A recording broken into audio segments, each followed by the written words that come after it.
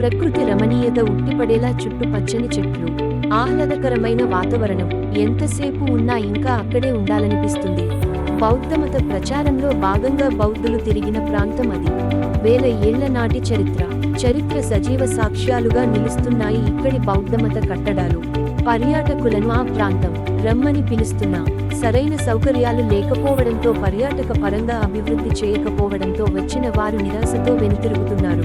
ఖమ్మం జిల్లా నేలకొండపల్లి ప్రాచీన నాగరికత సంస్కృతికి సజీవ సాక్ష్యంగా నిలిచే ఎన్నో చారిత్రాత్మకమైన కట్టడాలు ఇక్కడ అనేకం ఉన్నాయి. ఈ కట్టడాలు నేలకొండపల్లికి వన్నె తెస్తున్నాయి. నేలకొండపల్లి, మున్షిగూడెం గ్రామాల మధ్య పెద్ద బౌద్ధ స్తూపం కనిపిస్తుంది. స్థానికులు దీనిని విరాటరాజ గద్దెగా పిలుచుకుంటారు.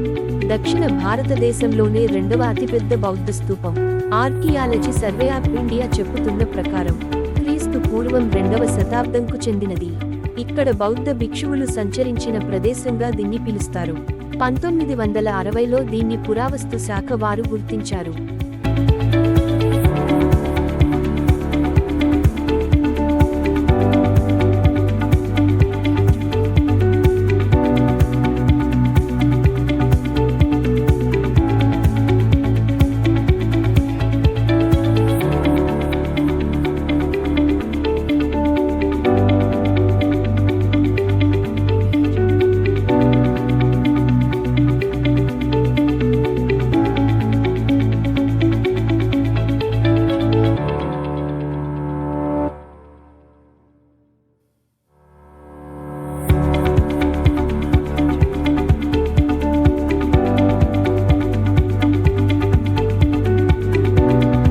బౌద్ధ భిక్షువులు సంచరించిన ప్రదేశంగా ఇది ప్రసిద్ధి.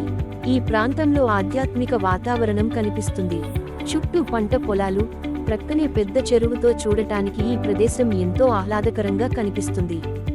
అధికారులు, పాలకులు పట్టించుకోకపోవడంతో ఇంతటి ప్రాముఖ్యమైన బౌద్ధ స్తూపం పర్యాటక రంగం పరంగా అభివృద్ధి కాకుండా పోయిందంటున్నారు స్థానికులు.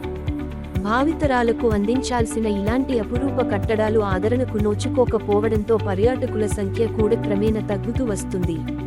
తెలంగాణ రాష్ట్రంలో అనేక పర్యాటక ప్రదేశాలు ఉన్నాయి. అందులో ఖమ్మం జిల్లాలోని నేలకొండపల్లి బౌద్ధ స్తూపం ఒకటి. ఖమ్మం నగరం నుంచి 23 కిలోమీటర్లు వెళితే నేలకొండపల్లి, ముచ్చుగూడెం గ్రామాల మధ్య ఈ స్తూపం ఉంది. ఎంతో ఘన చరిత్ర కలిగిన ఈ ప్రదేశాన్ని పురావస్తు శాఖ అధికారులు కానీ, పర్యాటక శాఖ అధికారులు కానీ పట్టించుకోవడం లేదంటున్నారు స్థానికులు. చరిత్రలోనే బౌద్ధ మతానికి కేంద్రంగా ఉన్న ఈ బౌద్ధ స్తూపాన్ని చూసేందుకు ఇతర ప్రాంతాలతో పాటు వివిధ దేశాల నుంచి వందల సంఖ్యలో పర్యాటకులు వస్తుంటారు.